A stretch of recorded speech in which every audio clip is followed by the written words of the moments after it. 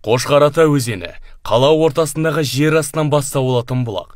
Жыл мезгіліне қарамастан +11 градус болып сақталып тұратын судың құрамында фтор, кальций, магний элементтері болғандықтан Қошқар-ата өзенінің суы шипалы болып саналады. 2010 жылдан бастап өзен қорғалатын табиғи аймақ болып саналады.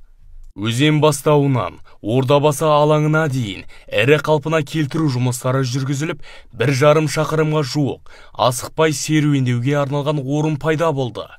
Аңыз бойынша, ерте заманда ыстық шөлде шексіз дала кешіп, батысқа сапарлап келе жатқан керуен жол бойынан үлкен таста отырған бір ақсақалды көреді. Керуен басы шалдан «Суға дейін әлі алыспа» деп сұрағанда, «Егер мен отырған тасты жылжытсаңдар, су табасыңдар» деген жауап алады. Керуеншілер тасты жылжытқанда, астынан мөлдір таза бұлақ аға бастады.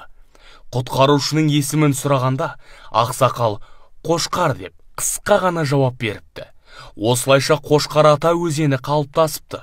Қазіргі таңда судың шипалы екеніне сеніп, көп адамдар дұға оқуға, су толтырып алуға, тіпті шомылуға келеді екен.